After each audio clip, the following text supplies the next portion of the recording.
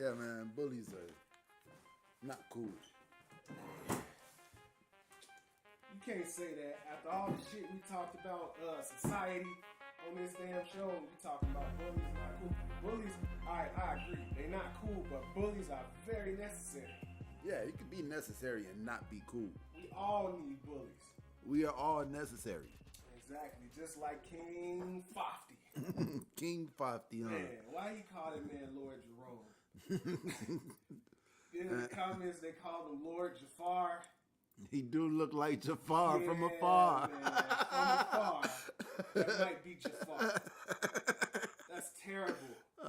And that's a new live action Aladdin. Oh, man. That's Brand Nubian, man. You can't do that to Brand Nubian.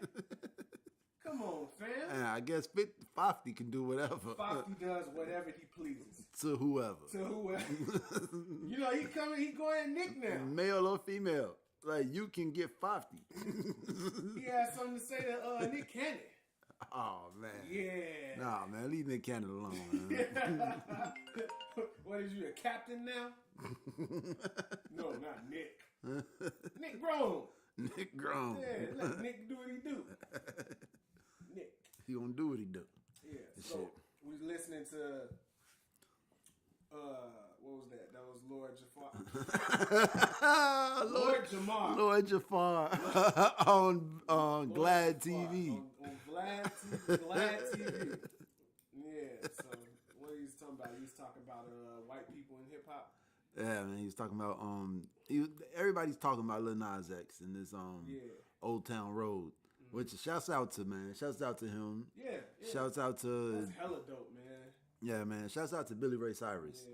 You know what I'm saying? Because, like, when I hear Billy Ray Cyrus on that song, like, it brings some kind of, I don't know what kind of feeling I get. You know what I'm saying? It's a real feeling, though. I feel it. Like, man, it's kind of like when you heard Kanye on I Don't Like. Mm-hmm. Like, this big guy like just came down. The and big homie reaching down. Yeah. You know what I'm saying? It's like, and that's like a crazy look. You know, like the country world is like, hey, come here. That is a damn good look. You know? Yeah. From the Chris Rocks to the Vince Staples to the Ha Ha Davis. Yeah. You know what I'm saying? Right. He never forgot Vince Staples. He was like, man, all right, get off my car. Yeah, man. Yeah. But is it warranted, this feeling that Lord Jamar's got? I mean, it's not new. Yeah, it's not. It's definitely not. And it's the brand Nubian perspective. Yeah, I mean, like how else would Lord Jamar feel about Eminem and Post Malone and Lil Nas X? I mean, it's, you know what I'm saying? It's just like Elvis. Yeah. You know, this has been going on forever. Yeah. But see, I can't put Eminem in the category with Elvis, though. No. Eminem actually did stuff. Yeah, like, Eminem is solidified. Like, man. Yeah. I mean, I was thinking about it like... There would be no King Fofty without the great white hope Eminem. Man, I seen a clip of a documentary about the great white hope, Vanilla Ice, and how he technically started Death Row Records. Yeah. With the royalties off Ice Ice Baby. Yeah. And like they said, without the whole hotel room balcony, maybe not. Just made all of that shit up about homie. What's his name? Lil Chocolate. Yeah. They say he made all of that shit up to get a check. Like, man, y'all give me a check. And they whatchamacallit, man, without that money, it would be no Chronic. Nope. It would be no Doggy Style. Nope. You know what I'm saying? Nothing. And then without the Chronic or the Doggy Style, it wouldn't be no All Eyes on Me. Yep. And then, you know what I'm saying, they went on to all the Eminems and the 50s in the game and the Kendrick crazy. Lamar. Look. Like all that came from Vanilla Ice pockets. If it wasn't for Vanilla Ice, Pac might still be alive. Nah. I mean, he was on before Death Row, right? bailed him out of jail. Yeah. Couldn't have bailed him out of jail without having Death Row Records. Damn, man. Why you got to take it there, man? And if he didn't bail him out of jail, Tupac would have never made All Eyes on Me. Yeah. Holy cow. Yeah. Vanilla Ice? Vanilla Ice, man. He's a part of hip hop history. a big part. Yeah, man. Shit. And it's not just the ha part. You know what I'm saying? Like, yeah, that's crazy. Yeah. I mean, people have made their contributions. You know what I'm saying? Like Eminem is definitely. I was thinking about it earlier today, how he's not my favorite rapper. You know what I'm saying? But he is one of the best rhyme sayers in the game. I think I'm too grown for that. My favorite rapper. It's too many of them. It's too many rappers to say this one is my favorite. Well, when I say my like favorite, them all for different things. Yeah. See, when I say my favorite, whether I'm listening to it on a daily basis or I'm like, man, it's time to go back. Eminem's usually not on the list of stuff I want to go back and listen to. You know? So you never. Well, were you ever a big Eminem fan though? Yeah. So you never went back and listened to the Slim Shady LP? I went back like maybe 3-4 years ago. Maybe it was just like the mood I was in, but I just wasn't ready for it. Yeah. You know what I'm saying? Like, right. It came on. I'm like, man, this is wacky. Yeah. And that's kind of wacky. That's kind of wacky. But I mean, what's the name of that song? What was it? Conscious. Oh yeah. That song. That song's cool. Yeah. That song is still raw. Yeah. Yeah, man. But I mean, he's, you know what I'm saying? He's definitely a staple in the game. You know what I'm saying? Yeah. And he led the way for a lot of other people. Yeah, this nigga put D12 on. D12 wouldn't have got on without him. Yeah, Obi Trice, yeah, D12. Obi Trice, D12, fucking, the whole, the Re-Up album. Did you ever listen to the Re-Up album? Nah. Yeah, man. It's like, and all of this because of Vanilla Ice. Yeah, man. Nah, but shit. The Game's whole career. You know, I think that opinion that Lord Jamar expressed is kind of a rigid one. And the way I feel about being rigid when it comes to something that's so fluid like hip-hop is, it's like, man, can you really be that way?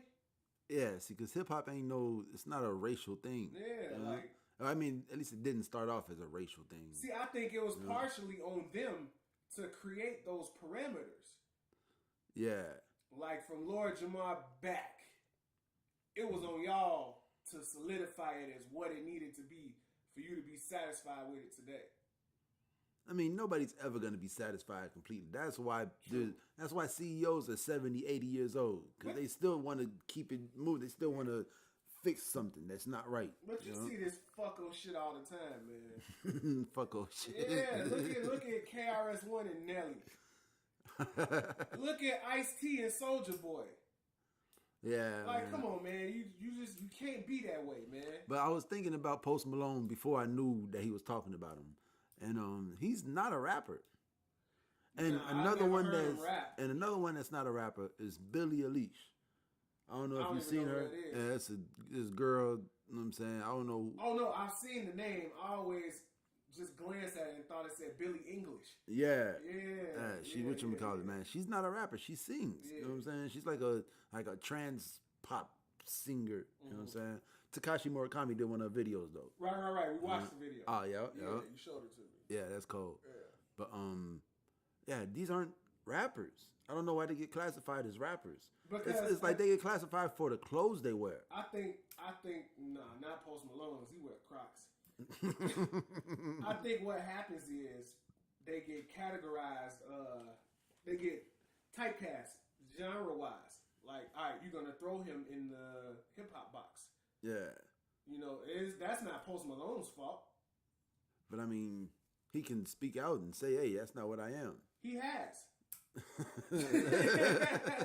Like, he has. Uh-huh. You know what I'm saying? It's like he don't make rap music. He came in on the rap boat. Yeah. That's where they put him. Because he said White Iverson. Iverson, that's hip-hop. Like Kid Cudi.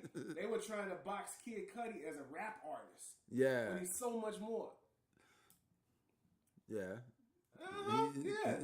He's over there. You know, he's not in the rap box. He's like, you know, over there. He's everywhere. All right, now. Don't make me give you the good music lecture again.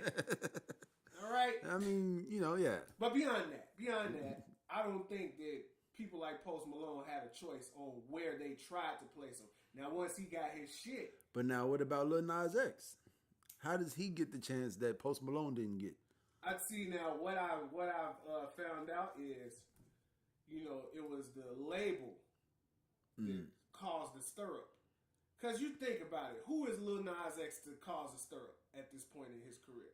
Yeah. Nobody. But this is, so I was thinking about him, and I was thinking about Cardi B, and I was thinking about Fetty Wap.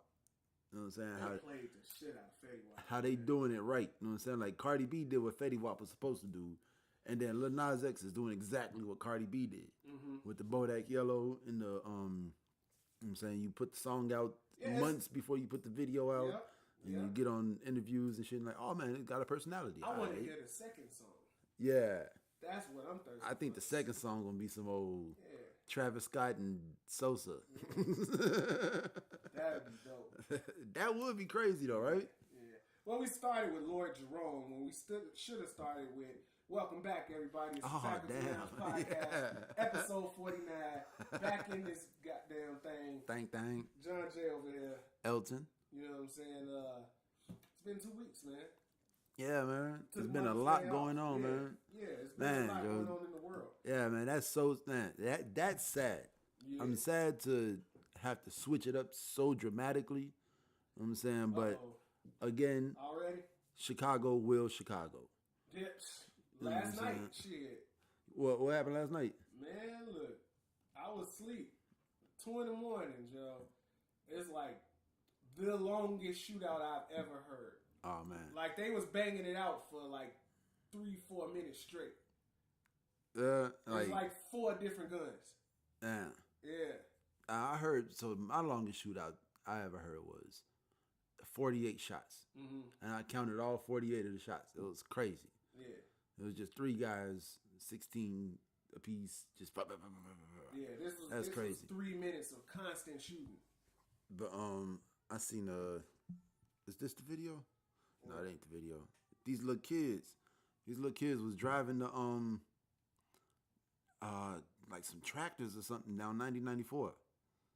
Little kids driving a tractor? Yeah, they was doing like 90 miles an hour. Right here. Look, what's that thing called? Oh, that's the little canopy cart. Yeah, it's like the little golf cart. The Park District little car. Yeah, it was driving these is like 10-year-old kids. Driving these down 90-94. Sound like it. You know what I'm saying? This is Chicago. Yeah. But you said Happy Mother's Day. And I'm saying I want a moment of silence for, the victim, the girl. They got the baby cut out of her. Oh, yeah. Yeah, you know what I'm saying? Yeah, she that's crazy, man. How did they think they were gonna get away with that? Like, what could have possibly gone right with that plan? I mean, shit. If you lend yourself to the ways of the internet, all is a conspiracy. They cut the baby out and harvested her organs. I don't know, but who buying organs from them? I don't know. I mean, dude seems suspicious, but he ain't seem like he matched. But they on 77th and over there. See, I didn't see who they caught. Oh, it was a mama, her daughter, Mexican mama and her daughter, and her like Polish boyfriend. I mean, it could have been like a cartel killing or something. Yeah, but this was just like a random girl off Facebook. Like they found her on Facebook, and like the news was showing the Facebook interactions. You know what I'm saying? Like, I'm coming to pick up the baby clothes. Oh, so it was like a it was like a Facebook group. Like, come pick up these baby clothes. So it was like an offer up type meet up. Yeah. Oh, wow. And they did that to her. Mm-hmm. Shit. But when it's stuff like that, I want to know the why. Like, yeah, why? you know? Like, and I was like, why couldn't the daughter just have a baby for the mama? Mm-hmm. I don't know. I don't know how reliable the source is, but somebody said the daughter was 4 months pregnant. Yeah. So if she 4 months pregnant, you already finna have a baby. Like, why are you cutting babies out of people? I don't know. Like, that's just crazy to me, man. Yeah. You know what I'm saying? And then in the same line, you got all these states with these abortion laws now. You know what I'm saying? Yeah, abortion laws. Like, that plays right into this. Yeah, we got the back to back. You know what I'm saying? Like, we got people literally cutting babies out of mothers. And then you got over here, you got them saying, well, you have to have the baby. You have to be pregnant for 9 months. Well, you know what I'm saying? Yeah, man, what about the postal office worker that they still haven't found that should have given birth a couple weeks ago. Yeah. Like they man, I don't. You know they never found the Bradley sisters. Who was that? I think it was Diamond and Jasmine Bradley, the two little black girls that went missing. They never found them. Yep. Yeah, man, what's going on, man? It's a lot. It's a lot. Yeah.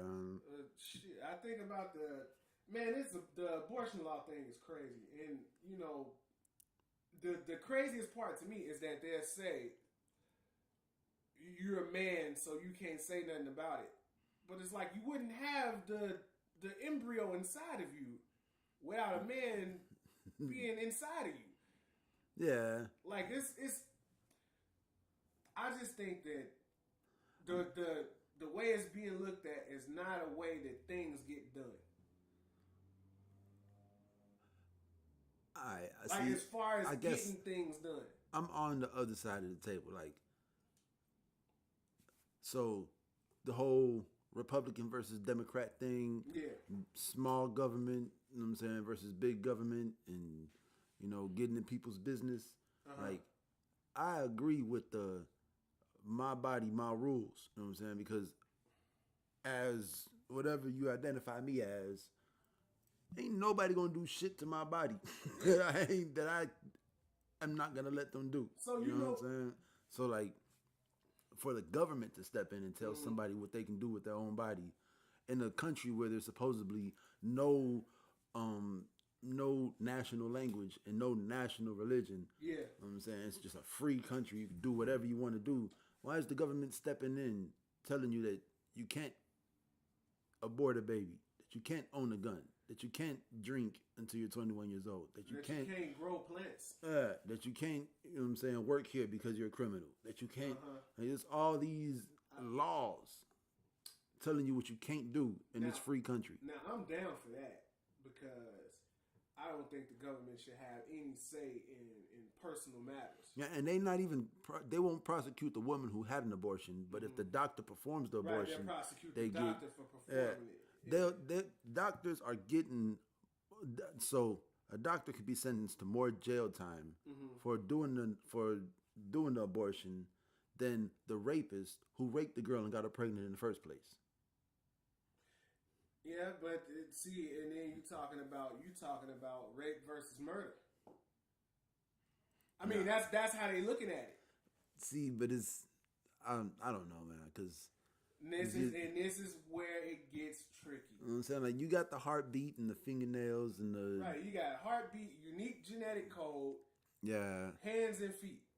But at the same time, you're just a body until you take your first breath.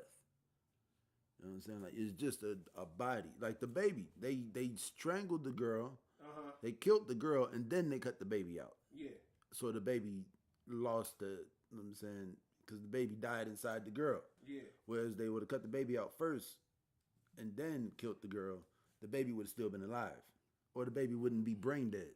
See, I don't... So you like the baby, until the baby takes his first breath, you're not here. Bruh. You're not present. But you are alive.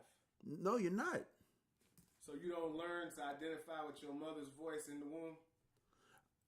You're not alive though. Like you won't be able to cry. Okay. Like you won't be able to be heard or be seen until you take your first breath. So you okay with late-term abortions then? I mean, if you know that the baby only got like it's only coming out with one arm and no legs, and you know what I'm saying, like there might be health problems that you can't afford, and you know what I'm saying, like these are things that you don't know until later on. You know what I'm saying? But I mean, it's your body, your rules. Like, right, and that's the point of contention that I find. See, and it's like, you know what I'm saying, your body, your rules. I shouldn't be uncomfortable having this conversation, but it causes some discomfort because I know people are gonna hear me talking and automatically think that I'm taking sides when I'm just playing it out logically down the middle. And when you say your body, it's like, no, at that point, when it's a heartbeat, unless you have two hearts, it's not your body no more. I guess, I'm trying to think of an example. You know what I'm saying, like, like a building that's housing stuff. And if it's like the City Sports that was inside of Foreman Mills. mm-hmm. That City Sports is not Foreman Mills. Yeah. But you got to go inside Foreman Mills to get to it. Yeah.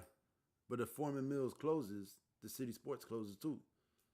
As in the case of the young girl. Not really. Mothers die all the time and children live. In labor. They die in labor. Like, once you're in labor, once you're coming out, you know what I'm saying? But I mean, it's been women that are dying and C-sections get performed because the baby will survive and they know the mother won't. Exactly. But this is not during childbirth. Like, because the mother's dying. And they got to get the baby out before the baby dies. Yeah. Yeah. Right, so the baby can But that's not an abortion, though. That's not an abortion. That's the opposite of abortion. Yeah. That's saying this child is going to come into the world without a mother. Guaranteed. Yeah. We're taking the baby out the mom because the mom's not going to be here once this baby takes his first breath. Well, I'm just thinking about the idea of, me and my girl coming together and creating this unique genetic code. Like, when that code is created, everything about this child is set in stone right here. Once there's a heartbeat, that's officially somebody else.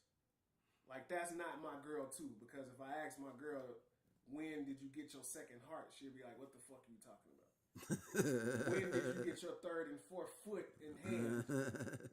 Like, what the fuck are you talking about?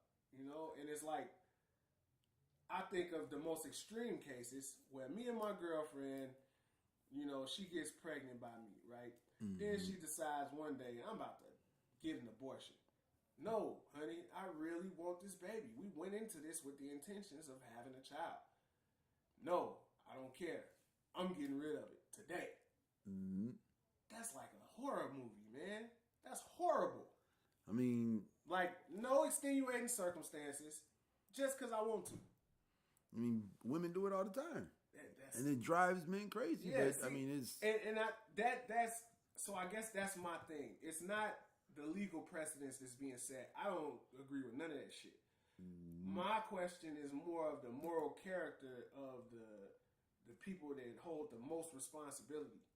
I mean, I'm going to put it like this. Some people wash their ass once a day. Some people wash their ass once a month. You know what I'm saying? Moral responsibility is an individual thing. Yeah. Like, it's on you to have morals. You know what I'm saying? It's on, if nobody ever taught you what morals were or how you go about getting them, that's another problem. Another reason why you might not have morals. Why you might... Now, I'm not calling women who get abortions immoral. No, I was just about to say that, yeah. Because there is reasons why you would have to get an abortion. You know what I'm saying? But, I mean... And then I think about myself. And I think about your son. And I think about my niece and nephew. And I think about my mother. Like, all of us could have been aborted. And it's like, man, to think of my mother not existing, so many lives would be changed and affected by her not being here. Yeah. Like, people that are related to us and are not related to us. Like, she has affected change on so many levels. To imagine her light being extinguished before she had a chance to do anything, it just really poses a great moral dilemma in my mind. All right, so I'm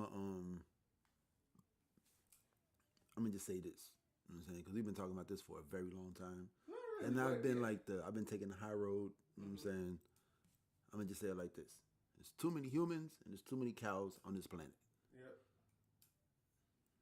I feel you. You know what I'm saying? So, yeah, man. Use birth control. Yeah, rapid. 31 flavors. I mean, that's not even the... we're still on this damn topic. So, that's not even it's the... It's complex, man. It's not... It's complex. Because at the same time that you're saying just use birth control and wrap it up, like, there is the cases of incest and rape. You know what I'm saying? Absolutely. When they really, literally don't have a choice. You know what I'm saying?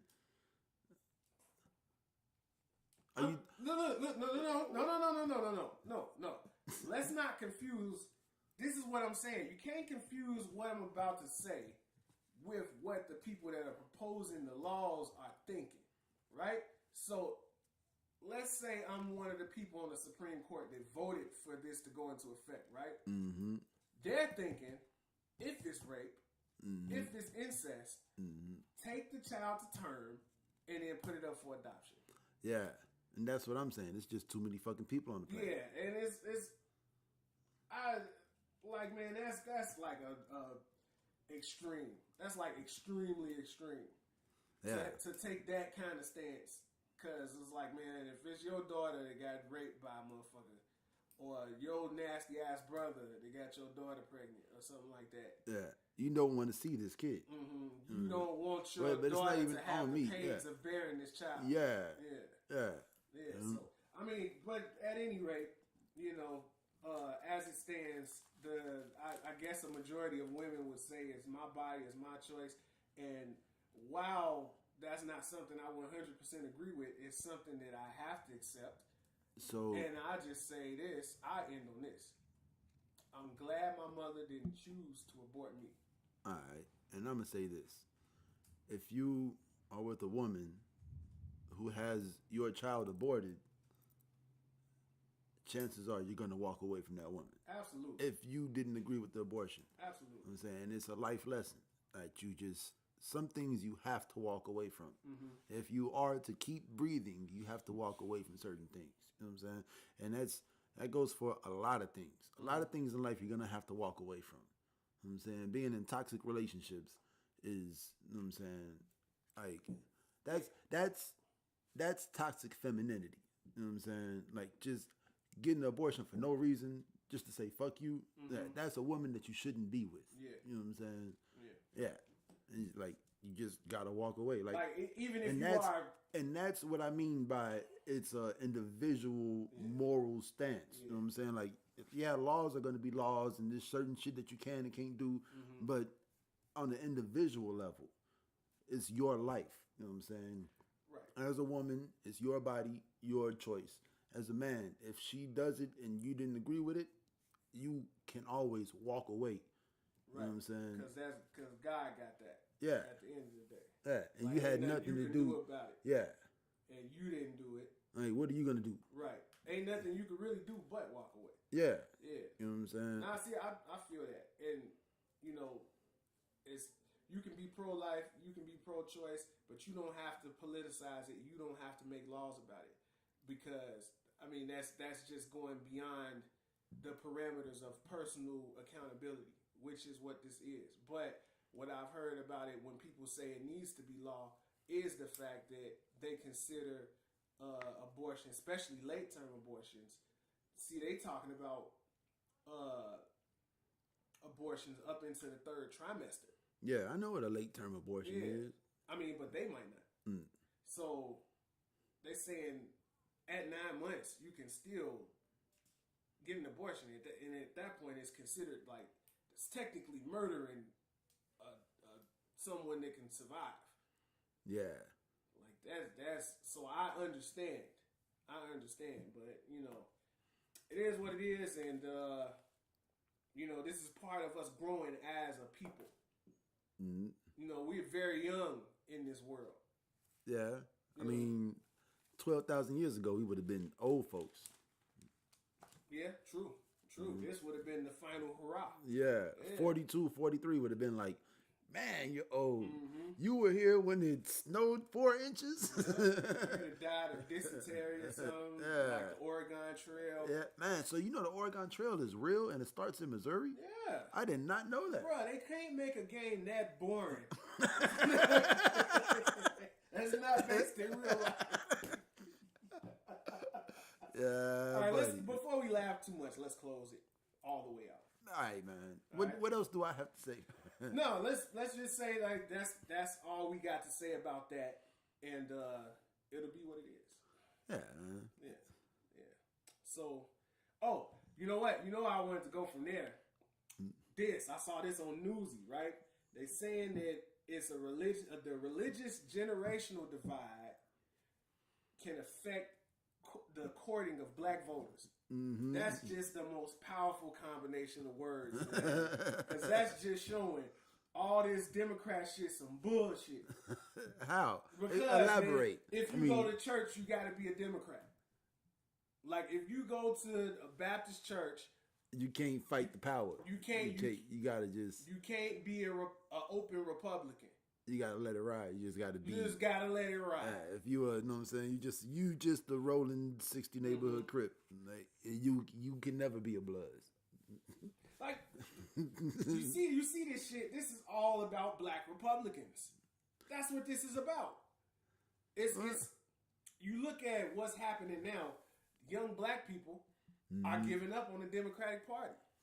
Yeah. And traditionally, your Democrat would be a Baptist church member, going to church every Sunday. You know, praising the welfare programs and the government assistance programs.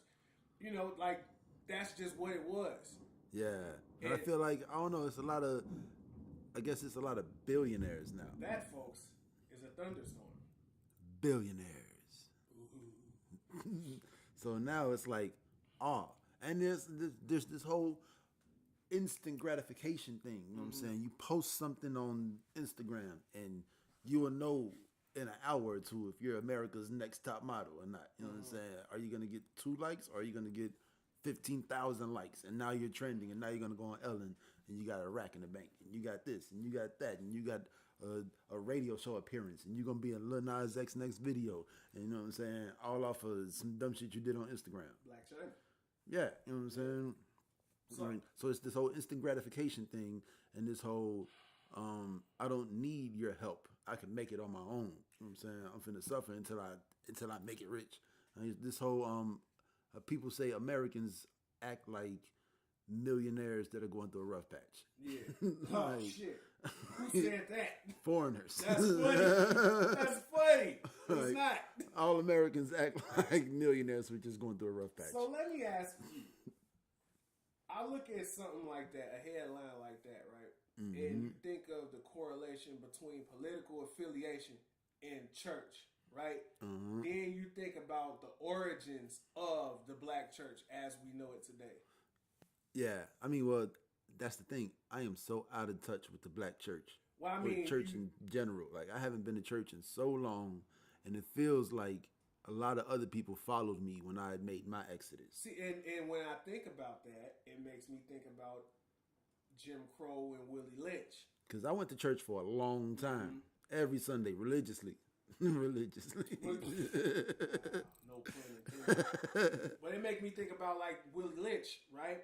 And they said that Willie Lynch papers that was supposed to be in effect for how many years? Like 400 years. Right. Yeah. And if you train your kids right, it can go on for thousands of years. Exactly. Yeah. But you see this falling off of this this way of life that was given to us by our oppressors. Yeah. Right?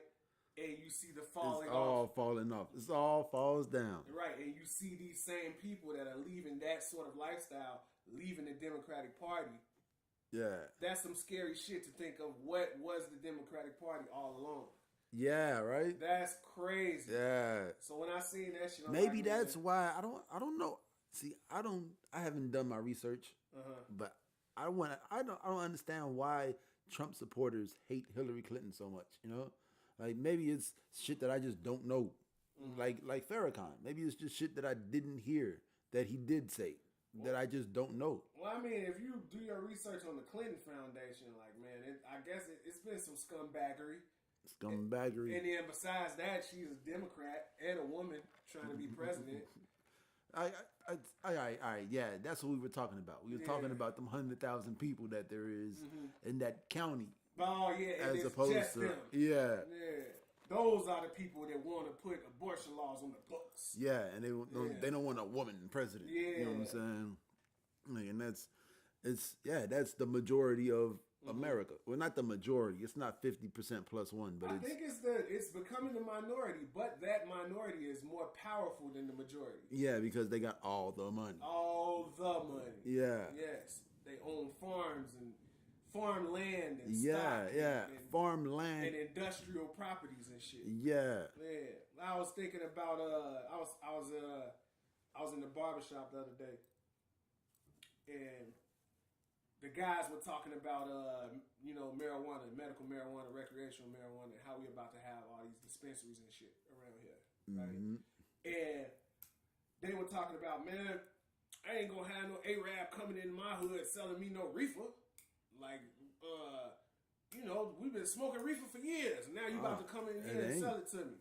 Nah, it's gonna be white people. See, but whether it's white, whether it's Arab, whatever the situation is, I think about the breaking of that mental cycle where it's like, all right, I came to a point a few years ago where I stopped going to that store. I stopped supporting them. So I was thinking about that, man. I was really thinking about the whole Nipsey Hussle and just motherfuckers like Currency and Wiz Khalifa. How they, you know what I'm saying? Like they make moves that nobody knows about. Yeah. You know what I'm saying? You gotta follow them on Snapchat to find this out. You gotta follow them on. It's deeper than rap. Yeah. And I was thinking about weed and how it's becoming legalized, and there's all these new laws, and everybody's getting ready, and there's all these summits and these forums, and people are getting together and talking about how to get into the industry. Yeah. And then I'm saying, so you got that, and then you got these entrepreneurs that are coming to the light now, and you got I just hope people keep the same energy. You know what I'm saying? Like how energetic the whole black community is about legalizing marijuana and finding out the paperwork to get your record expunged and finding out how to get the money and the funds to open up dispensaries, and you know what I'm saying, like this is real shit. You know, like this is an actual business. You know what I'm saying? Like I just hope we keep the same energy when it comes to like the other business, whatever's gonna open up next door to the dispensary. You know what I'm saying? Like that clothing store, that resale shop, that bakery, that 24-hour corner store. Yeah, you know what I'm saying? So sick of that shit. You're going and paying $5 for a gallon of milk. Come on, man. Yeah, man. I mean, it's yeah. I understand that. I know you understand it. I know you understand it, but I'm just supply and demand. I'm saying that's a part of this thing of ours that has to change. It's not. See, on one hand, you could say, well, that's how the rich people are just keeping the poor people poor, right? I mean, I think it's poor people keeping themselves poor. Yes, because proper preparation prevents poor performance. You know what I'm saying? If you know milk is $4.08 at the gas station at 2:00 in the morning, get your ass to Aldi's where it's $1.87 until 6:00. Yeah. You know what I'm saying? And if you can't do it, send the biggest kid. If the biggest kid can't do it, send the uncle or the aunt. Somebody got to go get the milk for $2 because you're saving $2. See, I'm hopeful because, a lot of people attribute what's going on now to Nip passing, right?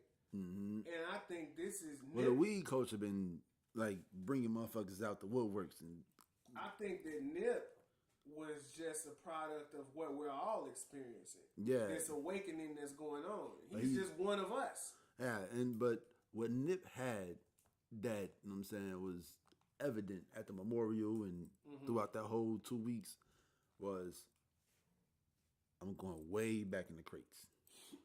A dinner table. Oh, shit. Yeah. You know what I'm saying? Like, he had that mother. Even though school was boring and he would rather be on the block, he still read the books. And his mama still taught him shit. You know what I'm saying? His daddy still taught him shit. Still room for learning. Yeah, they sat down and they learned how to learn. They learned how to love learning. Right? And that's the most important lesson in life. You know what I'm saying? Like, you go out here, you talk to these guys on these blocks, and they be bored out of their mind. But if they were to do the same thing at Walmart, they'd probably blank out, fuck somebody up. You know what I'm saying? Just like I don't see the difference. You know what I'm saying? I think about and Clucks, like what Clucks you said. Clucks are hard customers. Yeah. I'd rather deal with motherfuckers coming into Walmart than deal with Clucks. Yeah. Yeah, but hey. When you say that, it's very true. Like, like the whole that corner store mentality. I think it comes from not only poor preparation, but it comes from, I guess, a lack of knowledge and pride of self and pride of ownership. Yeah. Like, man, I watched somebody walk down the street drinking a soda the other day. I was driving, so I just seen them in passing. Finished drinking it and just throw it in front of somebody's gate. Yeah. Like, bro, why would you do that? People do that shit around here all the time. Yeah, it blows me, man. And do you not understand what you're doing? No. Yeah, and that's and that's the thing, and that's what has to really change before anything can be established in a positive direction.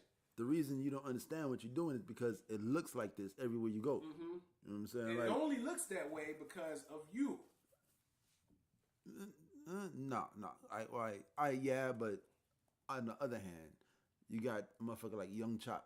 Like, Young Chop had a platinum hit on the radio before he saw the bean. Like, he had never made it out of... Right, didn't have no license or nothing. He still ain't got no license. You know what I'm saying? But he had never left Inglewood. Yeah. You know what I'm saying? Like, he went to high school, grade school, just garbage on the road, you know what I'm saying? Just clucks and whales. So you chop it up to know better, you do better. Yeah, you know what I'm saying? Because, like, we've always been the type to, you know, get out there. Yeah. Like, well, I met you on a totally different side of town than either one of us was from. You know? Yeah. So at that point, we already knew better. Like, we already seen other things, you know?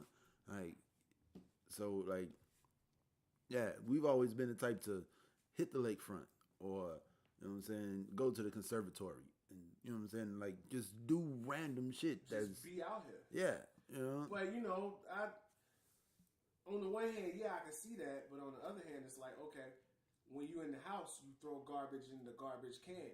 Yeah. You know this. You know this is where garbage goes. Yeah. But for some reason outside... It ain't no garbage can, so I'm going to just throw it on the floor. Yeah.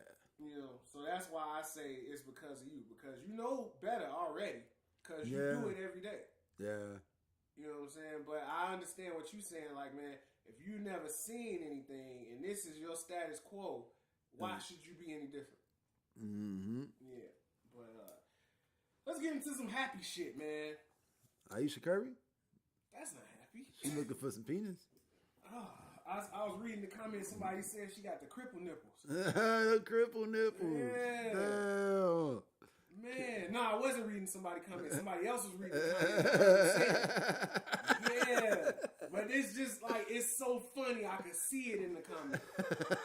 Like, I could picture myself seeing somebody write that. Oh, man. The cripple nipple. She got the cripple nipple. You want to talk about Aisha Curry right quick, man? Nah. All right. I really don't want to get into it because I came to the fine conclusion that, like, man, she's married to her husband, and I'm pretty sure they've had this discussion in private already. Yeah. And they had the discussion about her going on the show. There's only one person I'm going to compare her to. Who that? That's really actually might be going through it. You know what I'm saying? Sans, not Sans, but minus or bar Florida man. You know what I'm saying? Yeah. But Lauren London. Like, Lauren London is going to go dry for like the next 3-4 years. Until she decides. I ain't gonna put no timeline on it. Yeah. You know what I'm saying? Because that's not up to me. But you are saying it's a process. Yeah, like, when you're, like, she was with Nipsey. And you didn't hear shit about Lauren. Nobody even said, oh, she's so pretty. You know, because that was Nipsey's girl. You know? Like, yeah, she's fine.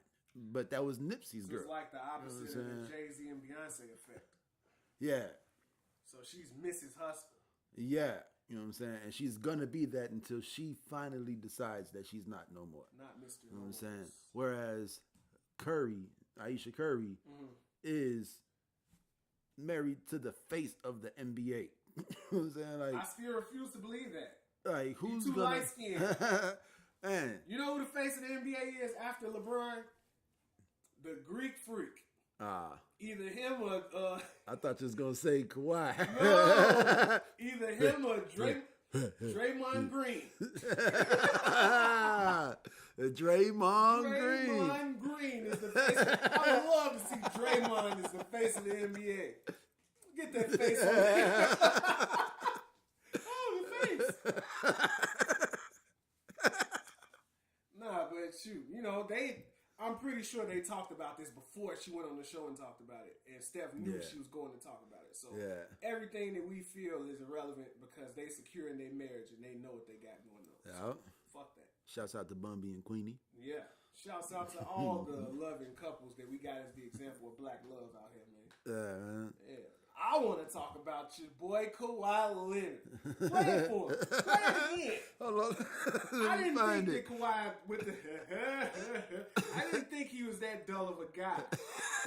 Then Anonymous played me this.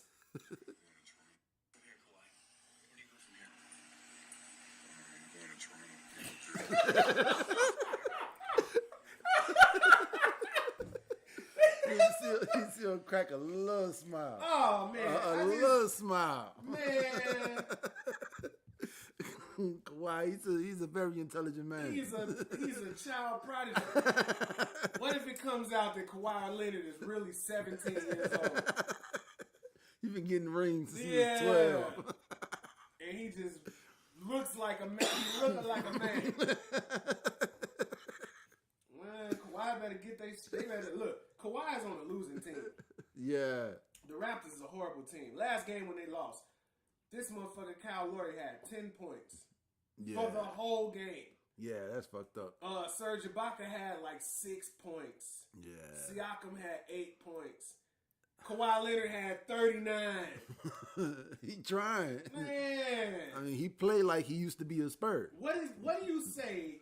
Like I don't agree with Spurs leaving San Antonio. So like that's the talk? San Antonio? Yeah. No, I'm talking about like Kawhi Leonard and like people who came in because when I think of the Spurs, I thought Kawhi Leonard was gonna be the next David Robinson. Oh, right. Because like Tim Duncan or something. Yeah, because it went David Robinson, Tim Duncan, Kawhi Leonard. No, in that position. You know what I'm saying? Like, because you always had the Manu Ginobili's and the Tony Parkers and the, you know what I'm saying, like the other Spurs. But that chief of the Spurs, you know what I'm saying? Right, I thought it was going to go. After Dunk Lord, it was supposed to be Kawhi. Yeah. You know what I'm saying? Big hand. He's too, I don't know what. He too dull? Now we're talking about Tim Duncan's spot in the NBA. Tim Duncan, you say what you want to. Tim Duncan, the real one. Kawhi is too. Nah, man, it's different. David Robinson was a real one. He was an actual Navy man. He looked like he headbutt the shit out. Yeah, David Robinson was a real one. Popovich was a real one. I mean, you take Kawhi Leonard and you put him back in the game with, Barkley and Jordan and them. He gonna fit right in. Yeah. Don't put me on no camera. You know what I'm saying? Now they obligated to talk to the media. Yeah. Like, man, he just is not a media darling. He's not big on personality. He big on busting your ass and dunking on you. Hands. Big on Yeah, but his game, I said this before, his game looked like Michael Jordan, man. The moves, his move set. Yeah. That's Mike, man. I mean, he is good. Yeah. He's a good I mean, not even if he was bad, the moves that he would try to do and be bad at it looked like the moves Mike. He looked like Mike the way he moved on the court. Yeah. And I fucks with that. I fucks with Kawhi Leonard, but they not beating the Bucks. Nah, man. This gonna be a weird finals. I would love to go to Milwaukee to watch the Bucks versus the Warriors. Man, look, I always felt like this. Being from Chicago, I've been to Milwaukee's. I think it's BMO Harris Stadium, or BMO. I don't know. It's the Milwaukee Bucks Stadium. BMO Light. It's decent though. Look, I feel like this. As far as finals go, I'm from a city that has a divine pedigree. Yeah. So I'm not paying to go see anyone else play in the finals. See, this is the NBA. I mean, Milwaukee is. You can literally leave Chicago, go watch the game in Milwaukee, and sleep in Chicago. Yeah, I won't be doing that. And it's not even, you know what I'm saying? It's just the NBA. It's just too much. Why would I do that? I don't want to go to Milwaukee. I mean, that's you. You know, a lot of people put it on their bucket list to get to every MLB stadium. You know what I'm saying? And they go to every. that's a good reason to get out and see the country. You know Yeah, what I'm saying? just talking about being a Chi-Town citizen in the highest level of competition, and I don't want to see nobody in my conference going to the finals except my team. Yeah, I mean, I understand that, but at the same time, I would like to see South Dakota and Wyoming and Dakota ain't got no fucking team. you know what I'm saying. But it's a reason, like whatever the reason may be to get out there, it's a reason to go and see this city that may be go places. Yeah, go places and do things, live a life. You know. Yeah, but it's gonna be a weird finals, man. Yeah, man, Milwaukee, man. Milwaukee and Golden State, and people saying Milwaukee can win. But Milwaukee got a very good team. Milwaukee was looking good. I watched one game so far. Yeah, and Milwaukee was looking good. And then this big giant motherfucker that could take 2 steps and be in the paint. It's like out of control, man. Yeah. But you know, Golden State, they got the size to deal with them now, so you know. But it's not a sports show. It's not a sports show. You know what I'm saying? So you still gonna talk about the NBA draft though, right? Oh yeah, I was looking at the draft, right? Did you? I know you ain't watched it. I watched the draft. Ain't happened yet. The draft lottery took place. Yeah. You know, Patrick Ewing was there. Horace Grant was there. You know what I'm saying? It was cool to see. Alonzo Mourning was there for the Heat. You know. I'm looking at the draft lottery, like they picking numbers to pick from the stock of players that's coming in, and it's like, man, why do I feel weird? Cause man, we don't own none of it. Yeah, like that's so weird to me. Like I'm looking at this, and I'm looking at Pat Ewing with the biggest grin on his face because he just know they gonna get number 1, so they get Zion. They ended up getting number 3. Yeah, you know what I'm saying? And when they said it's Zion, it's like they sending the old slaves to go pick the new slaves. Yeah, and when Zion heard he was going to the Pelicans, you just instantly seen all the energy leave. Yeah, from his face. It was even to the point where they were saying, like, man, but he might be better off going back to Duke and going back into the draft next year. Like, jeez, Louise. What? That makes me. Are the Pelicans that bad, or is just New Orleans? I mean, New Orleans is not a basketball city. When I was down there, nobody could name a player on the Pelicans outside of Anthony Davis. That's Saints country. Yeah. Nobody cares about basketball down there. Yeah. Because I was finna say, you said that when you went down there, it's a new New Orleans. Yeah. It's not the New Orleans I went to. It's a nobody cares. Nobody cares. But it's like, that's why I love LeBron and I love KD and all these people that they say are disrespecting the game. Hell no, they taking their destiny into their own hands. Like, man, LeBron has power as a player. Yeah. Like, man, this is amazing to watch. Like, they don't know what to do with him. What you gonna do with LeBron? Yeah. Ain't nothing you could do with him. He could have did his, he was supposed to do his Jordan this year. Yeah. He was supposed to just leave. Yep. You know what I'm saying? Go play motocross or something. Space Jam come out. Yeah. You know what I'm saying? And then literally, wow, that's what he was supposed to do. Supposed to take the year off, go shoot Space Jam. You know what I'm saying? Go to Ibiza. Coach your son's basketball team or some shit. Do a little DJing. Do a DJ set at Coachella. Get you a little residency. You know what I'm saying? Yeah.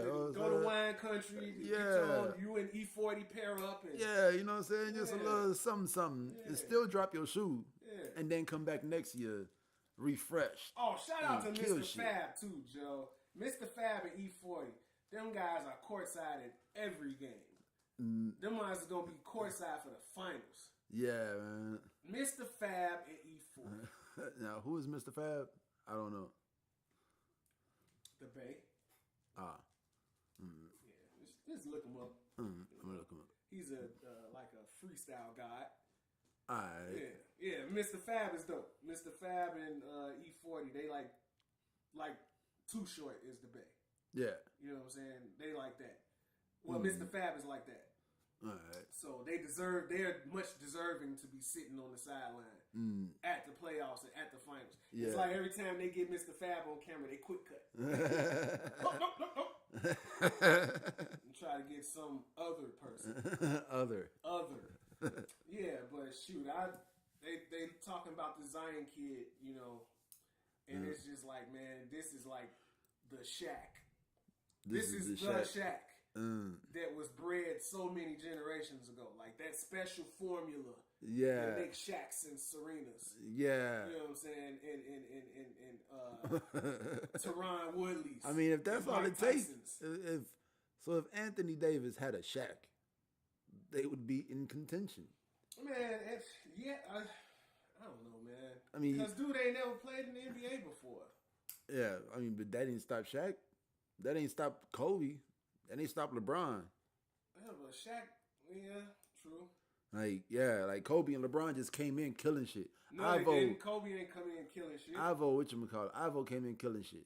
Shaq didn't either. Yeah. It took them a year or two. Yeah, but LeBron just came in high school, college.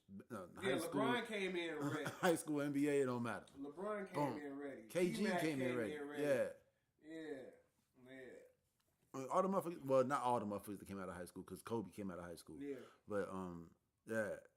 They had to figure that shit out. You know what I'm saying? Yeah, they came in. I'm sure he's going to figure it out, but the way it's getting so perverted, now it's to the point where they're discussing his shoe deal before he's even has his draft number. Yeah. I mean, LeBron drove his own Hummer to prom. Yeah. You know what I'm saying? Yeah. I guess it makes me think about how the college players are not getting paid, and it's like laughable at this point. Like, man, I mean, college players don't get paid because 90% of college players don't make it into their sport.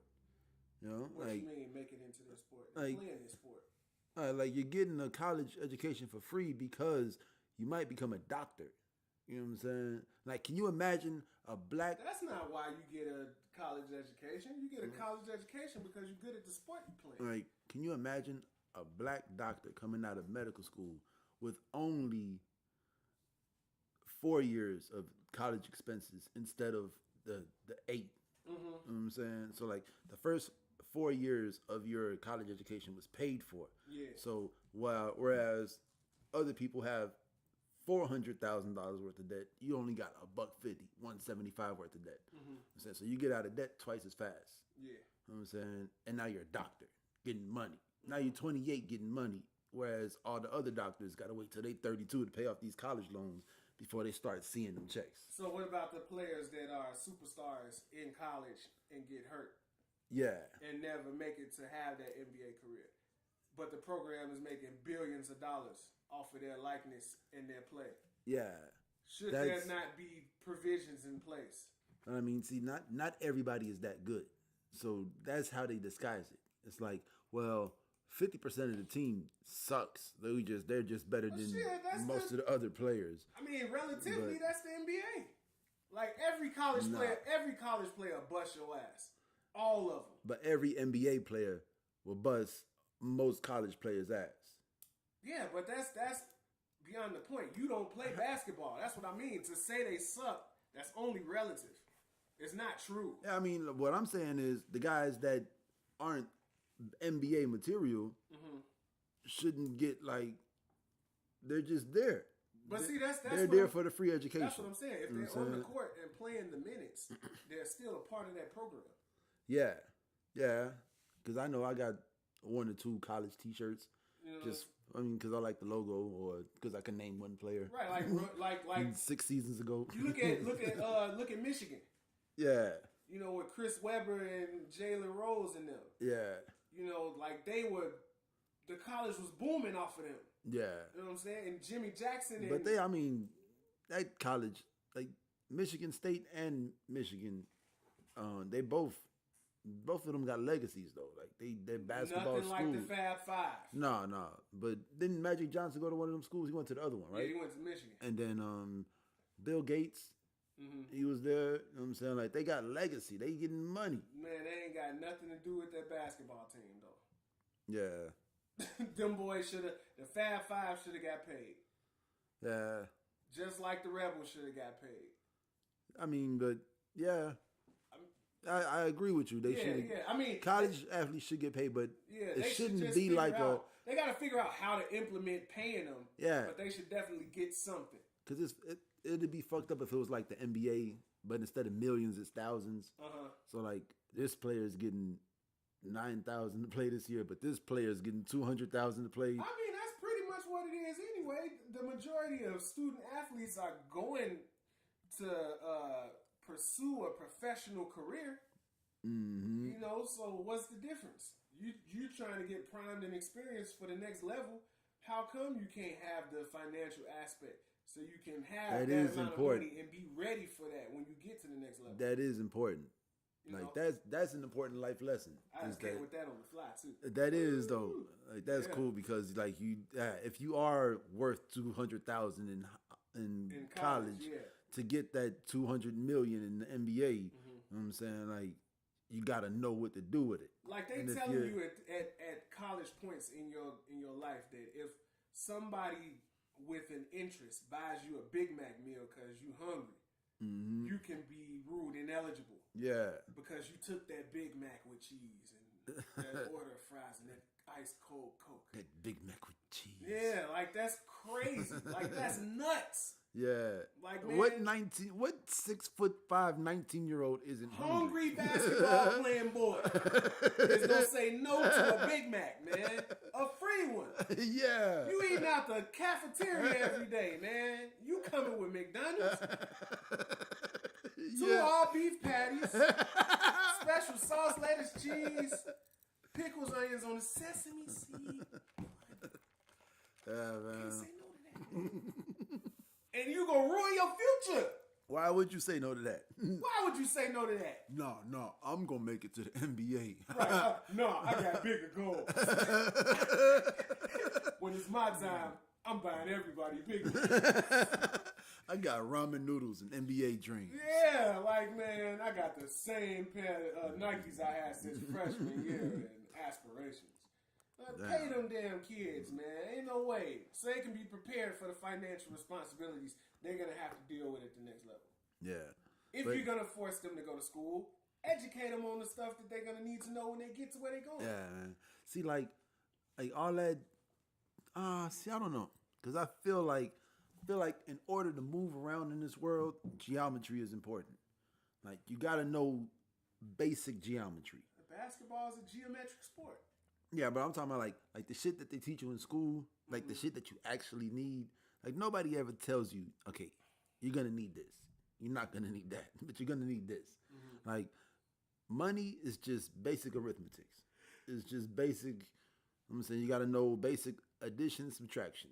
You know what I'm saying, and then fractions. Save more than you spend, you might be rich before you die. You know what I'm saying, and then like moving around, like traffic. Traffic is a lot of geometry. You know what I'm saying? Knowing angles and speeds and how to maneuver. Time and distance. You know what I'm saying? Like, you learn that shit walking through the hallways at Lane. Yeah. There's 4,500 kids trying to get to the next class. Always. And you got to walk a quarter mile in 4 minutes through traffic. Yeah. You know what I'm saying? You learn basic geometry and how to get around. You know what I'm saying? And, yeah, like certain shit like that. And then, like, financial stuff. Like, they tell you, the teacher tells you, if you don't do this and you don't do that, you're going to end up being a garbage man. What the teacher doesn't tell you is that the garbage man makes $10,000 more than her a more year. than a dumbass. Thank you, Greg. Greg played the shit out of Biggie, too, man. And that's funny, because he didn't look nothing like Biggie. But in the movie, it was like magical. Yeah. Magical. While we on the NBA, before we get off, I just wanted to, because we missed this last week, Dennis Rodman, man. Yeah, what'd he do, man? He did something. So they pretty much saying that he aided in some kind of theft from a yoga studio. Yeah, like he set a pick for the robbers. Oh, so they could get to the hole. You Dennis Rodman. Yeah, so they saying while Dennis Rodman was creating this distraction, the thieves got away with $500 worth of clothing. Now, I'm no smart man, and I don't claim to be, but I know Dennis Rodman. And Dennis Rodman ain't no petty nigga, man. I highly doubt. Extremely doubt. that Dennis Rodman. He's going to run a $2,500 interference so y'all can steal $500 worth of Lululemon. For real, fam? Oh, man. Yeah, Dennis Rodman ain't Scottie Pippen. No. Scottie! Scotty might need it, but Dennis Rodman don't need it. Man,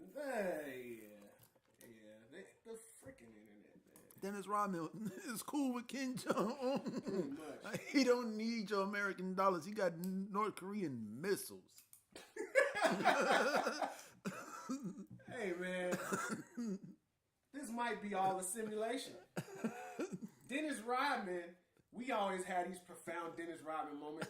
What if Dennis Rodman is actually the key to debunking the deep fakes and debunking the simulation that we all living in right now?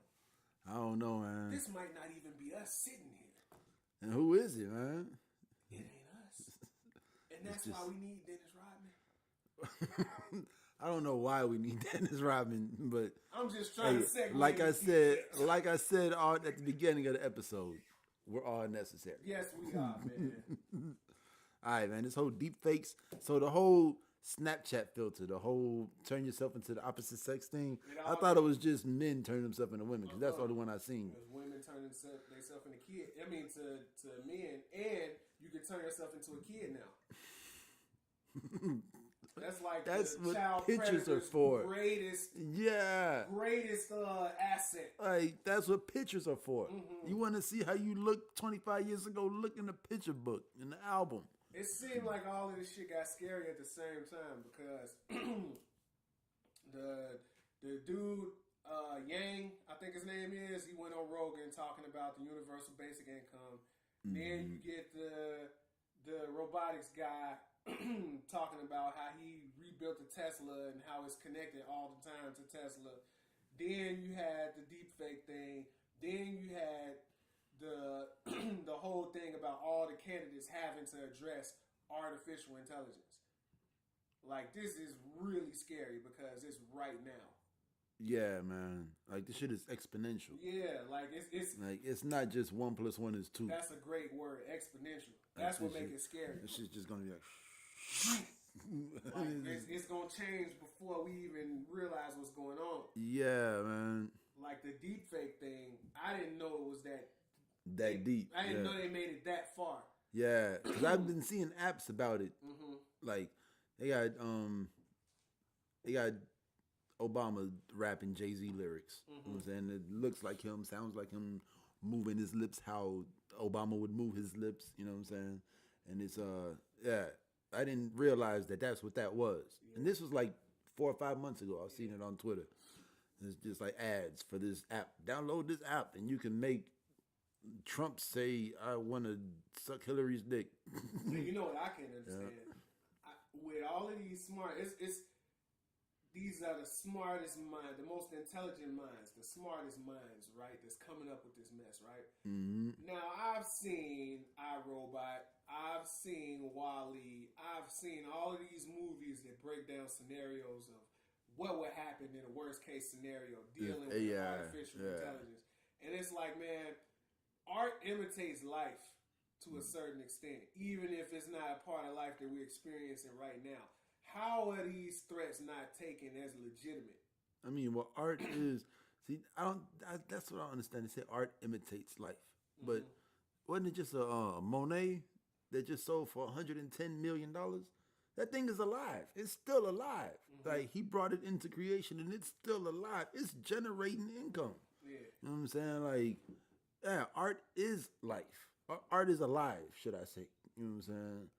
Like, because. Yeah, once it's here, it's alive. You know what I'm saying? Like, you might be sitting at work one day and well, you know what? And then just out of nowhere, think about Kanye's Hampton rant on New Slaves. Yeah. You know what I'm saying? Like where the fuck that come from? You know what I'm saying? Like, I ain't heard that song in 4 years. See, but it's a little different though. But it's art and it's alive. By art imitating life. And life imitating art. I could paint a picture in the weed. You know what I'm saying? Like, I could paint a picture of the flowers in that vase right now. Mm-hmm.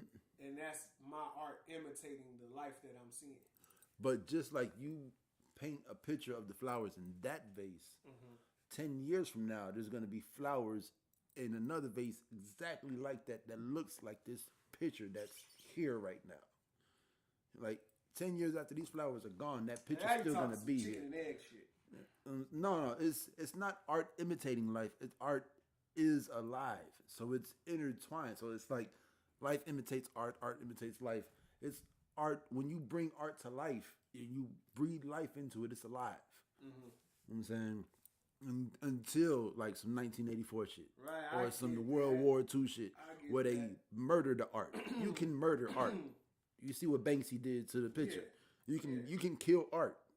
Look what ISIS is doing to, all the historic landmarks and the places that they. You get in there, and you destroy it. Destroying art all over the world. Yeah, and that art is no longer alive. Yeah.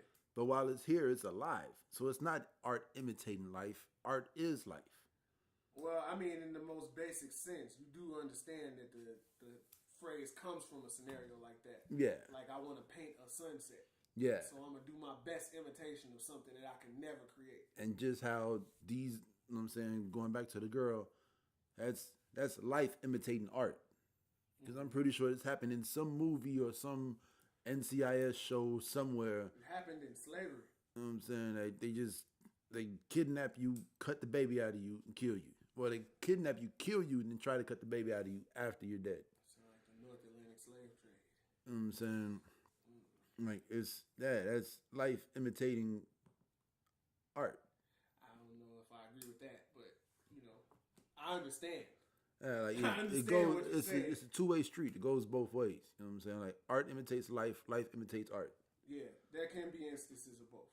I Yeah. agree with that. So with this AI shit, life imitating art is somebody using a meme to describe their feelings. You know what I'm saying? Like, when you watch a video and it's like, instead of saying, damn, you show Smokey and Craig on the porch. Damn.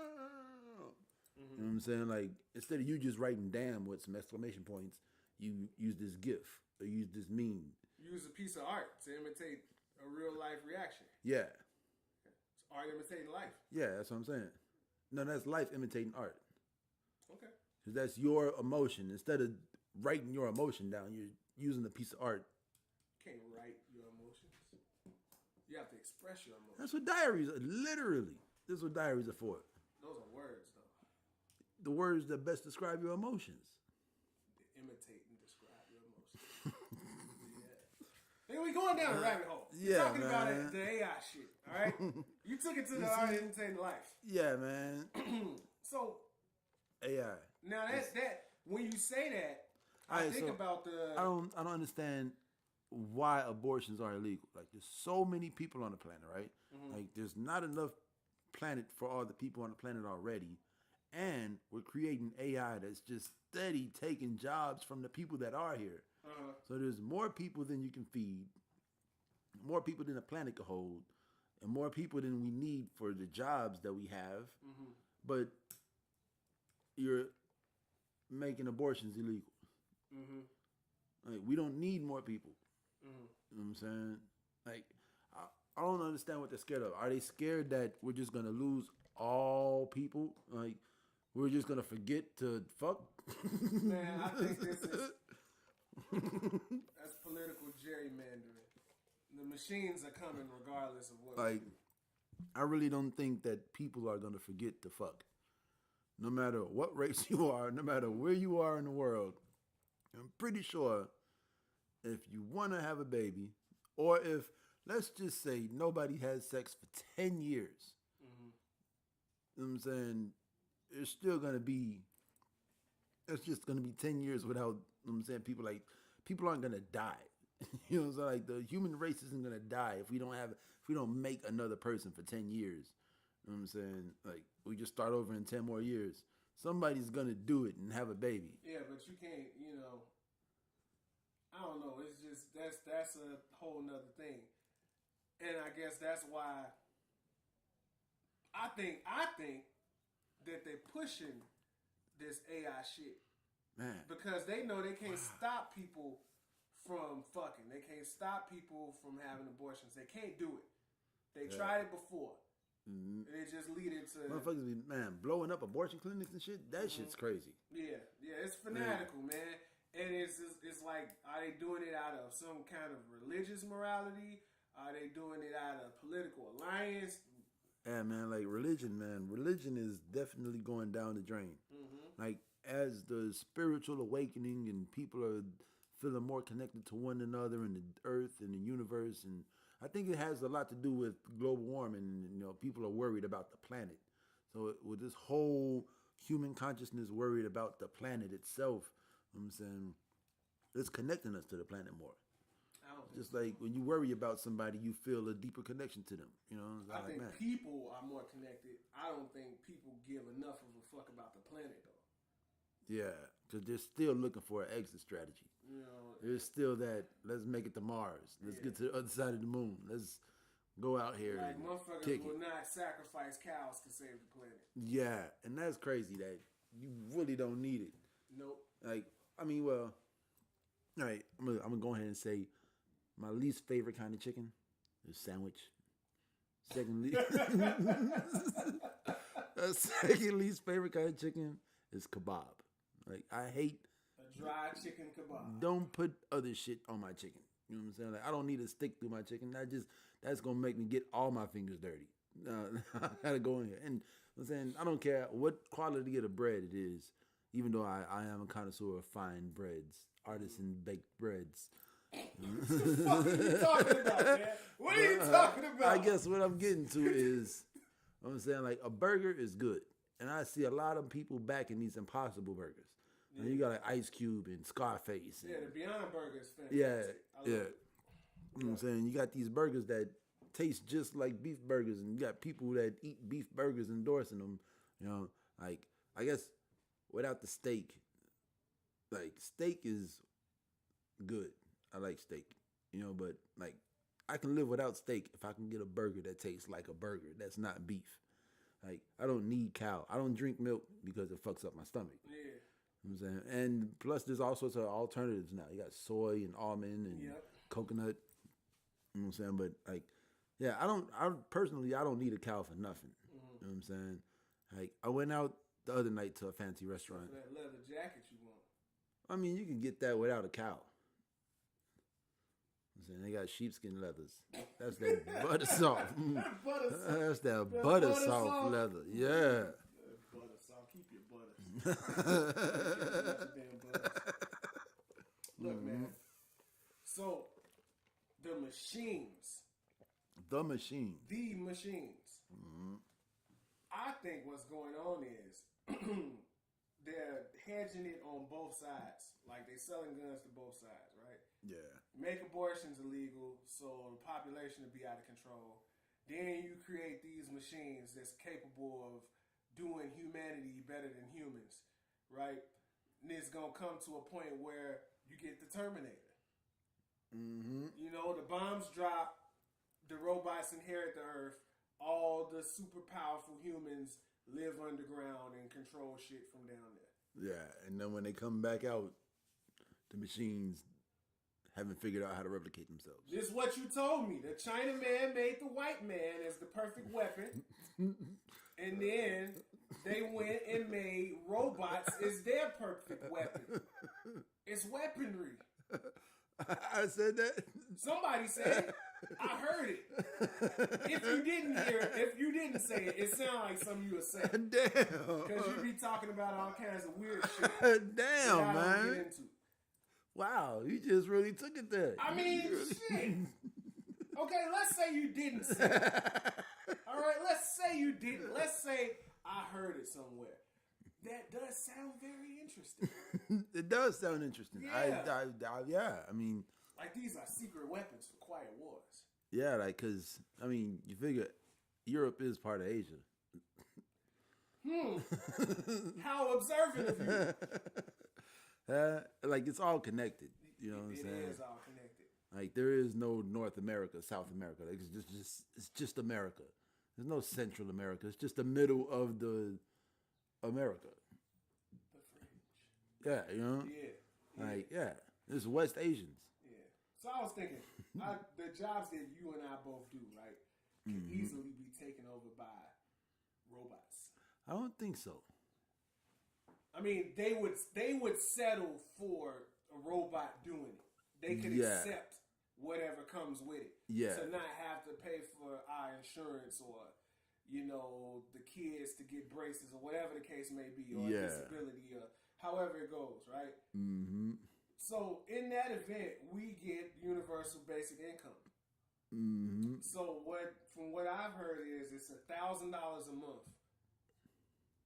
So enough money to eat, but you'll never be rich. Yeah. Ever. Like, so what happens if you get rich? How would you? I mean, hustle. Hustle what? To whom? That's it. You know what I'm saying? Like, you got enough money to, you know what I'm saying? Like, barter. You know, like. Right. So you would be slum rich. You'd be a slumdog millionaire. Yeah, like you would, you know what I'm saying? You would But I'm talking about where it's to the point where there are no more Bill Gates, there are no more Steve Jobs, there are no more, like, the only things that human would get rich from is from, like, entertainment and artistry. Like, because everything else can be done better by computers. Yeah, but humans still want stuff. Nostalgia, you know what I'm saying? Thrift store shopping, putting shit on eBay and Amazon. But if you got a universal basic even if there's income, even if there's a, you know what I'm saying, a robot packaging it and sending it, shipping it through a self-driven car to another robot that drones it to your heart, you know what I'm saying, to the person, you still getting money. You know what I'm saying? That's not part of your basic universal income. I don't see it going that way in terms of money. Because you look at a universal basic income is basically I'm giving you this money every month, right? To shut the fuck up. Who's to say it's gonna be money anymore? Yeah, I'm just gonna give you this package of food, right? Or you gonna have this credit thing. Yeah, you know what I'm saying. You're gonna have to get this microchip, and you're gonna have your privileges every month. Yeah, your privileges. Yeah, this is where the shit gets scary at because. It's just a small logical step, right? So they're saying no more truckers after 2050 or 2040, right? Yeah. Bam. So all the truckers are laid off and you get your $1,000. And what the hell are you going to do with $1,000 a month? You so a trucker. It ain't no more rent. Mm-hmm. There are no more expenses. If there's no more rent, then who owns the properties? It's just a small logical step because if they're giving you $1,000 a month, that means you live in subsidized. Yeah. So somebody's getting. So you got to come live in these buildings over here. You can't stay over here no more. Yeah, if you want this, you got to come live over here. And if you don't get this, it ain't nothing for you to get. Yeah. I mean it'll work for a large portion of humanity. But I feel like there's still people out there who like. $1,000 a month with nothing to do though. But I feel like there's still, the natives. Like I feel like the Native Americans are still here. I feel like we are fortunate. When I say sovereigns. we, I mean you and me, because we have the ability to create things and to do things. Like you realize there's people in this world that don't have anything but the job they work. Yeah, and outside of that, there's nothing. And that's sad because I like the older I got, I've always asked people what they wanted to be when they grew up. That's always an important thing to me. Since I was 11, 12 years old, like, man, what you want to do when you grow up? Or what you see yourself doing in 5 years? Giving motherfuckers linings. But like the older you get, the less people say, "Oh, I want to sing," or "Oh, I want to draw," or "I want to play basketball." Yeah. Like the older you get, the more life beats you down to the point where it's like, man, shit, I just want to get these kids to church on Sunday. Mm-hmm. Settle for what you can get. Yeah. Yeah. Like there's no dreams. Like that imagination dies. Imagination and the aspirations die. It just becomes, and for a motherfucker that never knew anything about financial literacy, it could just be, hey, I'm working this job to pay these bills. They don't know. They don't even know that they have a 401k that they got to set up to be able to be good in 35 years. Well, you got people like Baseline. Yeah. Like he seemed like he had something going at one point. Yeah, but even if, you know what I'm saying, like, just because you make it that far, don't mean that you had something going at one point. Yeah. Like, you could always just be at that point.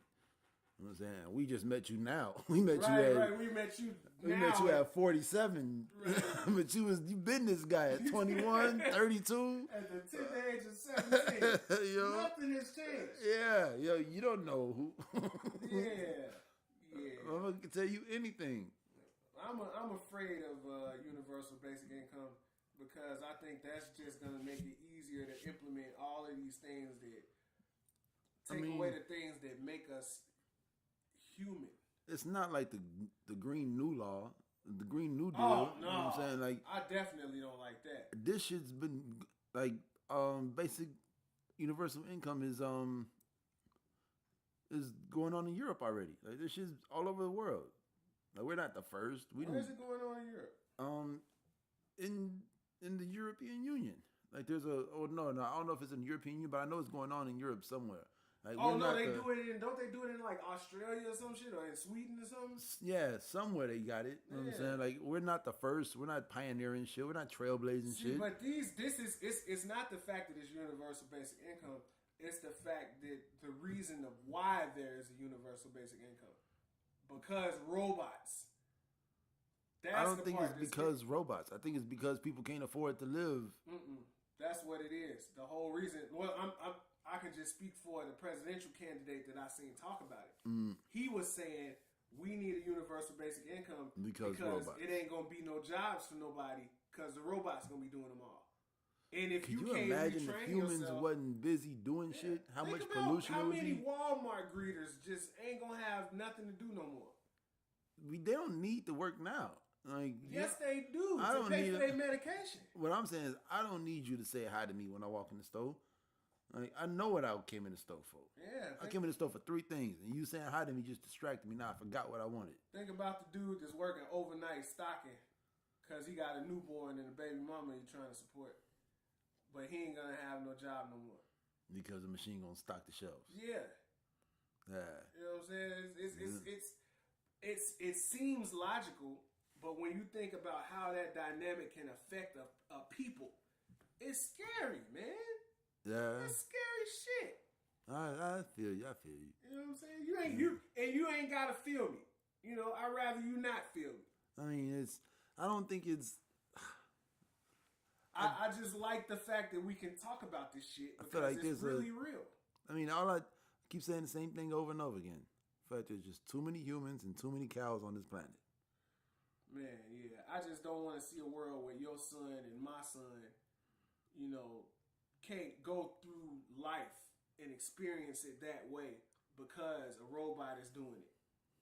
There ain't no summer job, ain't no, you know what I'm saying, let's go and get a bullshit job so we can, you know, smoke weed all day and go party all night.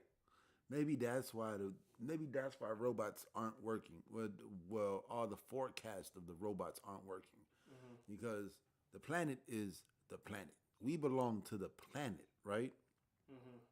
But we're creating something that's potentially going to be stronger and more intelligent than us to serve us.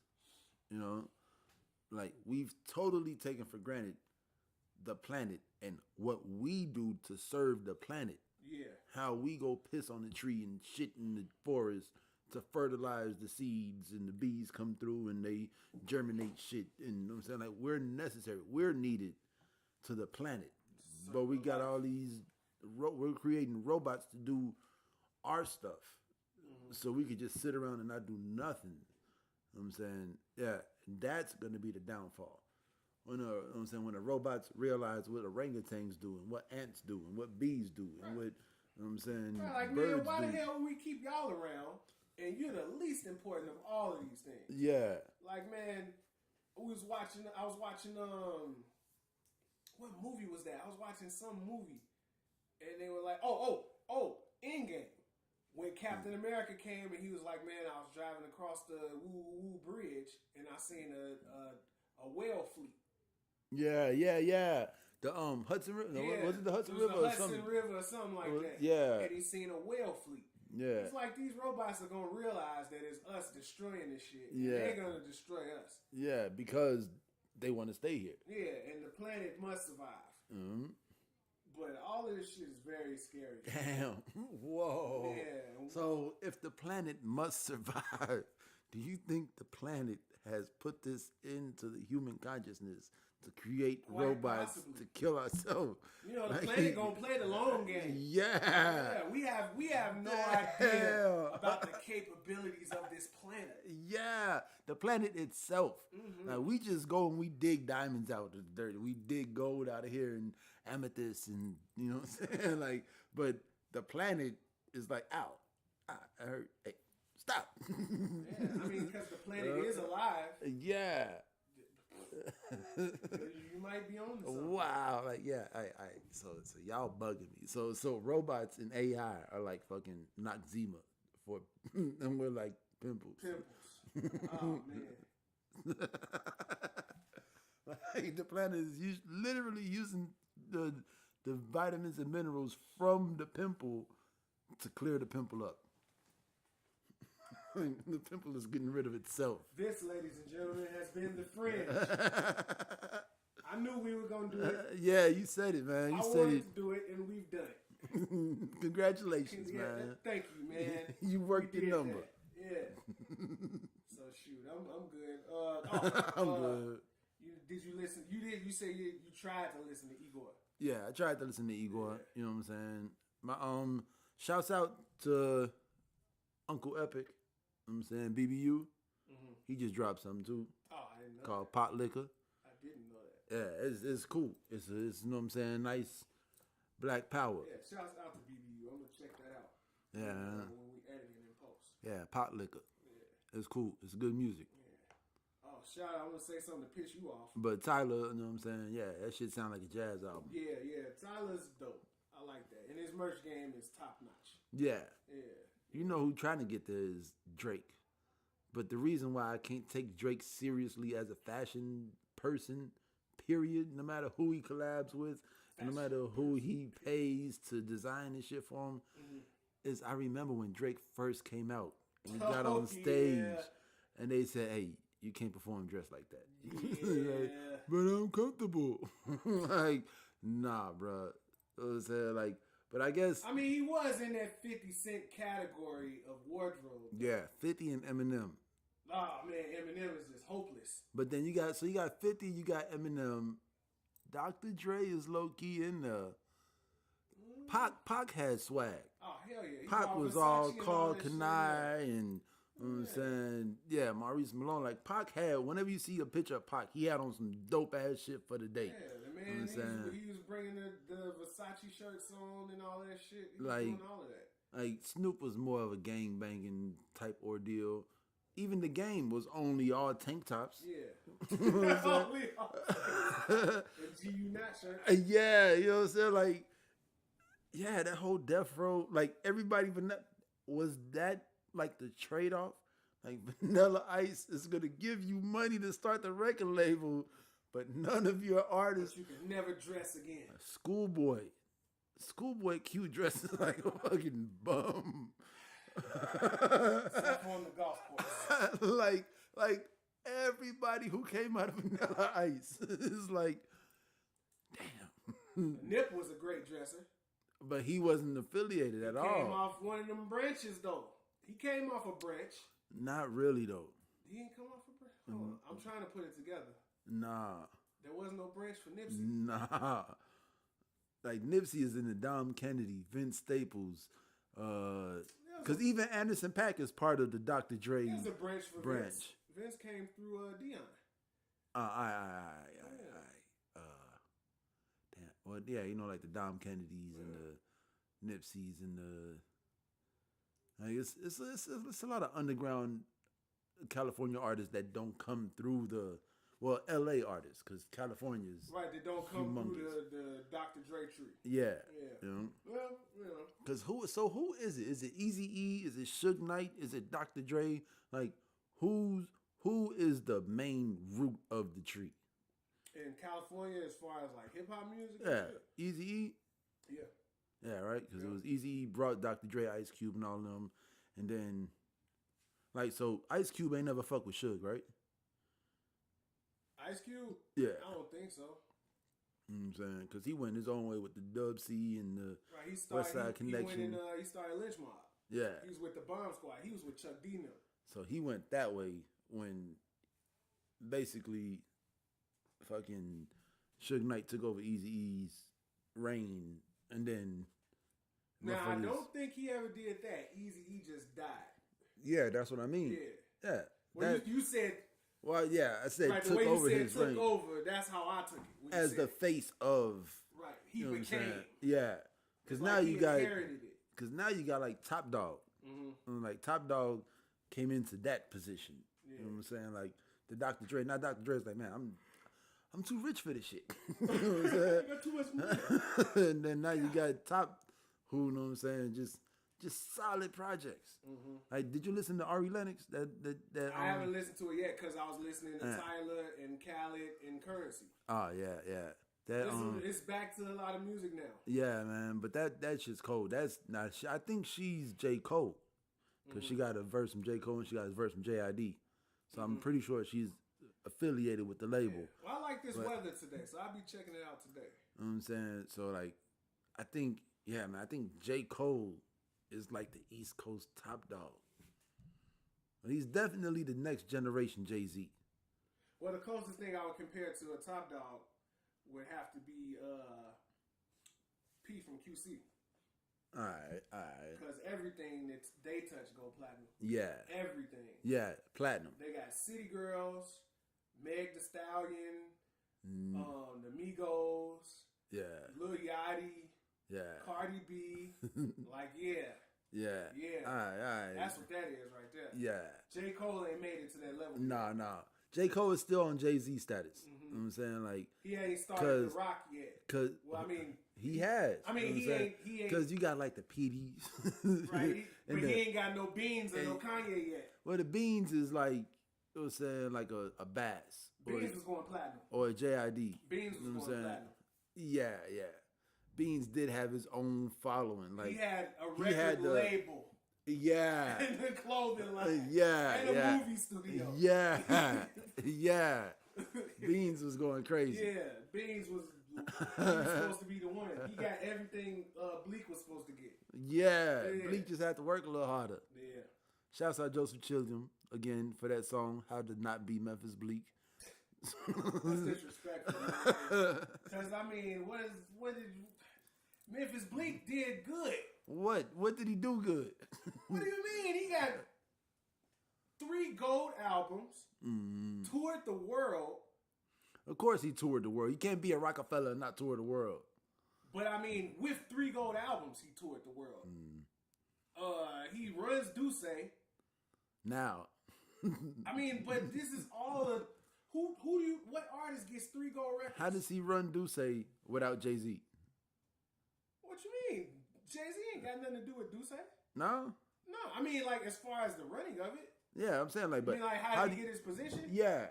He obviously had to... Oh, yeah! So you think Jay-Z would have put somebody that's not capable in a position of running a company? I mean, didn't Kanye put Rhyme Fest in a position? Well, I mean, you talking about Jay-Z, though. This ain't Kanye West. This is not Kanye West. Yeah, all right. I'm just saying, Memphis Bleak did better than the perception of Memphis Bleak. Yeah. Like, who can you name as an artist when records were selling that sold 3 gold records and is considered a bad artist? Yeah. You're right.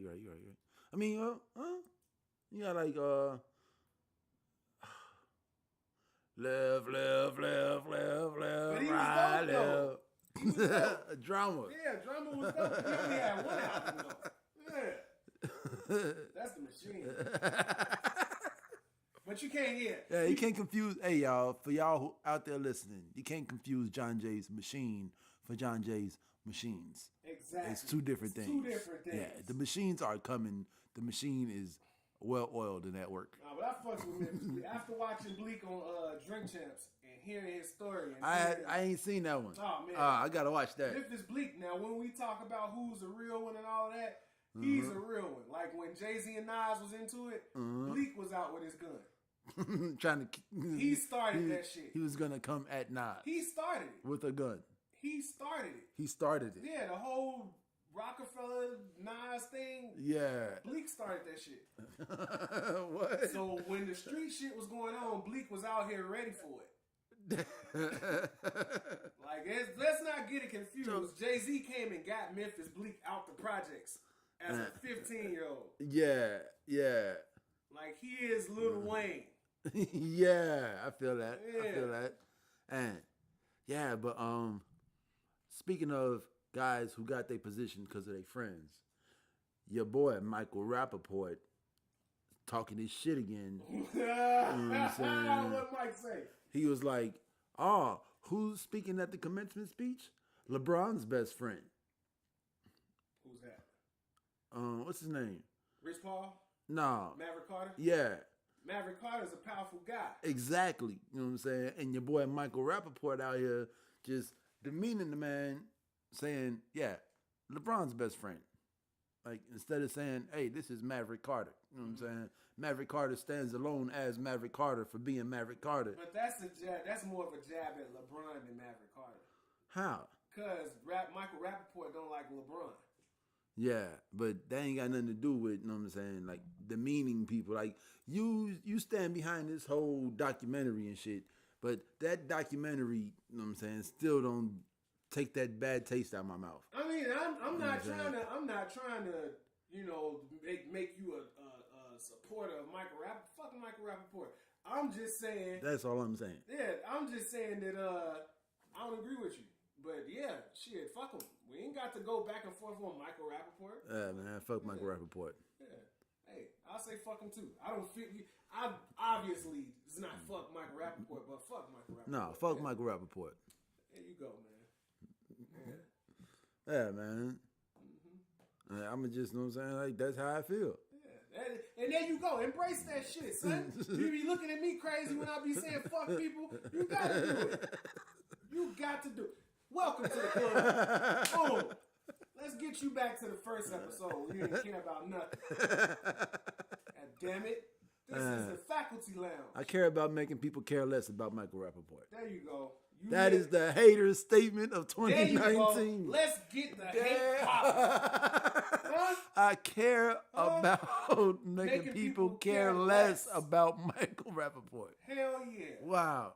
Yeah. I'm going to make a shirt that just says, care less about Michael Rappaport. Mm-hmm. You're going to put a lot of time and money into this.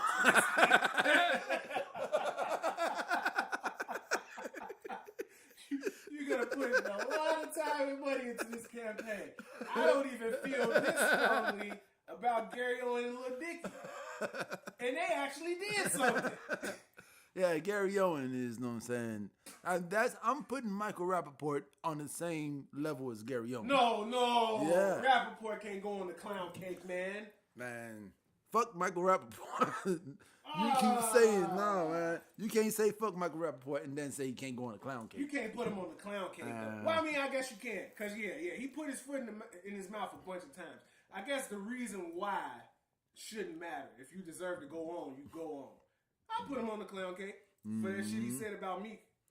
All right. So, yeah, man, he be saying a lot of shit. I fucks with him, but he still do some clown shit from time to time, which gets him on the clown cake. Just like Floyd Mayweather.